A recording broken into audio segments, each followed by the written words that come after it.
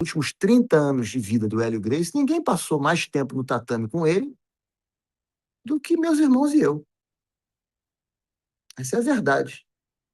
Agora, se foi mais ou menos do que A ou B, aí eu acho que é meio seria deselegante da minha parte fazer essa comparação. Deixa essa comparação para os outros.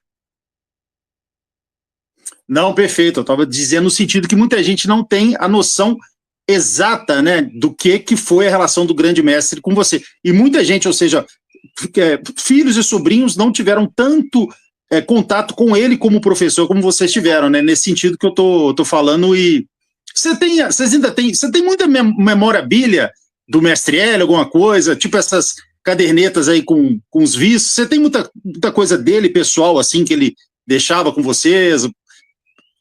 É uma curiosidade que muita gente tem. Tem o credencial dele no UFC, tenho passagens de avião, tenho muitos manuscritos dele sobre filosofia, né? Às vezes escrevia para a gente, escrevia e me dava o papel para os meus irmãos, a gente guardava muitos vídeos, muitas horas e horas que nós nunca divulgamos, porque são vídeos familiares, mas vídeos de conversas com ele, muitas horas de vídeo no tatame com ele, de treinos com ele. Isso aí a gente tem guardado, o que muito nos honra. Agora, eu acho o seguinte, eu acho que uma outra coisa que eu podia responder aqui, que eu acho importante, é o seguinte, no meu debate com o Robert, eu falei que nós deveríamos ter uma tolerância com imprecisões históricas. Quando a história é contada uma exigência de uma rigidez acadêmica por pessoas que não são historiadores. Mas eu não estava dizendo que eu aceito mentiras, não é isso. Estou falando de detalhes. Às vezes errar uma data, às vezes errar uma diferença de peso, coisas que a gente acaba esquecendo. Como eu falei, eu não me lembro às vezes do que eu fiz há 2 horas atrás. Uma pessoa falando de algo que aconteceu há 70 anos, ela pode, sem querer, falar algo que não é preciso. E nós, como pesquisadores, temos a obrigação de corrigir isso. E o Hélio Gracie seria o primeiro a concordar com isso. Tanto é que ele guardou os artigos de jornal e ele pedia para eu ir lá e ler. Se ele quisesse esconder alguma coisa, ele não teria feito isso.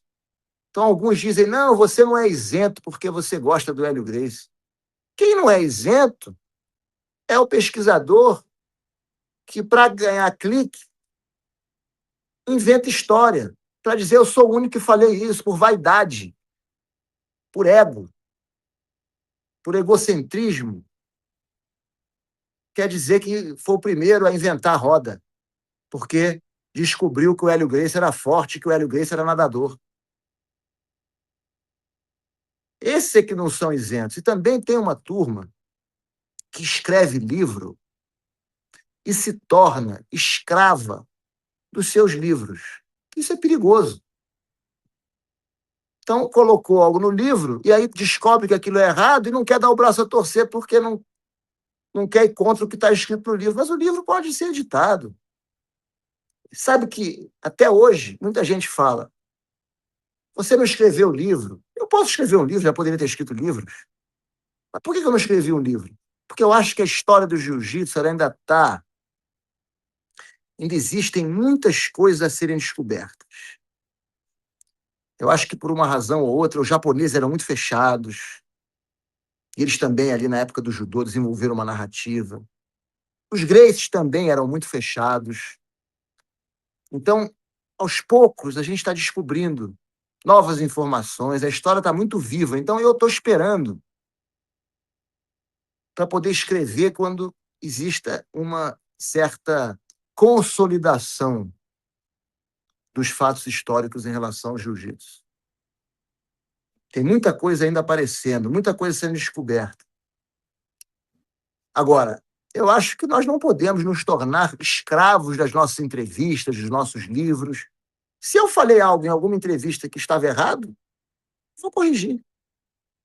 Eu acho que todos têm a obrigação de fazer isso. Mas eu vejo que alguns, não todos, mas alguns que escreveram livros se tornam escravos dos seus livros e relutam e não querem admitir que o que eles escreveram não era certo. Bacana. Mestre, a gente já está indo para as perguntas finais. O Luiz II, na hora que você estava falando sobre o seu pai, ele falou assim, salvo engano, o doutor Pedro Valente empatou com o Aderbal Batista da Academia Fada. Ele ganhou essa luta ou empatou? Você se recorda? Ele ganhou por estrangulamento. Depois houve uma controvérsia, quer dizer, você vê o resultado da luta no jornal, diz que ele ganhou por estrangulamento. Depois houve uma controvérsia de corrigirem o jornal, dizer que era uma outra luta, que não, que foi empate, mas o que eu sei é que ele ganhou por estrangulamento. Eu não estava lá, não assisti a luta, mas os relatos da época que eu escutei foi que ele ganhou por estrangulamento no segundo round, se eu não me engano. Não, até que ele, salvo me engano, ele... E uma vez eu fiz uma entrevista com o Mestre Reison, e ele falando de nomes que tinham talento, que ele viu, ele citou seu pai e falou exatamente de uma luta que ele acompanhou ali no corner e tal, e era uma luta que ele falou que era exatamente preliminar de uma luta do Carson. Pode ter sido essa, né? Era essa mesmo. E meu pai também, uma coisa que pouca gente sabe, engraçado, né? Porque nós não fazemos essa parte de campeonato, de torneios de jiu-jitsu, mas a primeira luta de campeonato, que o primeiro campeonato de jiu-jitsu aceito pela comunidade, até pelo próprio Robert, é um campeonato interno que houve na Academia Gracie em 1954. E a primeira luta desse campeonato foi do meu pai. E ele ganhou por chave de braço. Então a gente pode dizer que a primeira luta de jiu-jitsu esportivo da história do jiu-jitsu esportivo brasileiro foi o meu pai que fez.